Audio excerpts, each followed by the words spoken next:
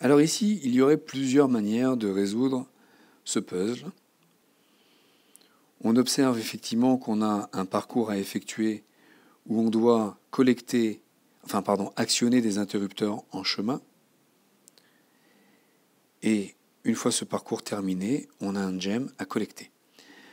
On pourrait effectivement tester et dire, si je suis sur un interrupteur fermé et que c'est bloqué devant moi, je tourne à gauche.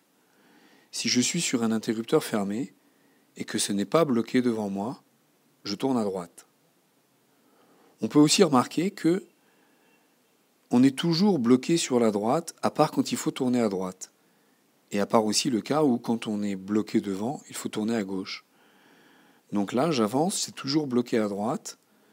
Et quand c'est bloqué devant, je dois tourner à gauche. Ici, c'est bloqué à droite. Et quand ce n'est plus bloqué à droite, je tourne à droite. C'est bloqué devant, je tourne à gauche. Bloqué devant, je tourne à gauche. Et là, c'est toujours bloqué à droite, jusqu'au gem. Donc, on pourrait partir sur cette solution. On va donc exécuter des instructions tant qu'on ne sera pas sur un gem, ce qui va se dire while we are not on gem. Not is on gem. Tant qu'on n'est pas sur un gem, on va effectuer d'abord un pas en avant, move forward, et ensuite quelques tests. Le premier test, c'est de dire si on est bloqué devant, on tourne à gauche. If is blocked, turn left. Turn left. L'autre test, c'est de dire, si ce n'est pas bloqué à droite, comme on l'a dit, vous avez vu, ici on est bloqué à droite, là on n'est pas bloqué à droite, donc on tourne à droite.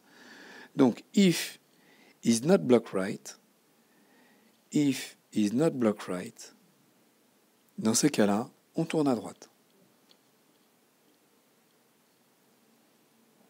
Les tests peuvent s'effectuer les uns après les autres. Un autre test, ce serait tout naturellement de dire, écoutez, si on est sur un close switch, if it's on close switch, on actionne l'interrupteur toggle switch.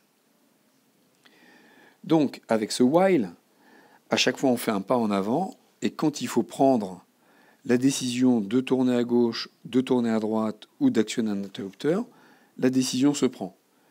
Il nous reste, après ce while, c'est-à-dire une fois que cette condition n'est plus vérifiée, c'est-à-dire quand on est sur un gem, à ce moment-là, collect gem. On va essayer tout de suite ce programme.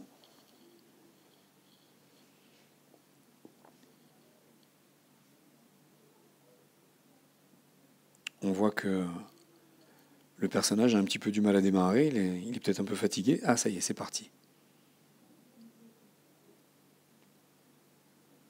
Voilà, donc les bonnes décisions se prennent. Quand il faut tourner à droite, il tourne à droite, à gauche, il actionne l'interrupteur. Arrivé sur le gem, il s'arrête, il collecte le gem. Voilà, le puzzle est résolu.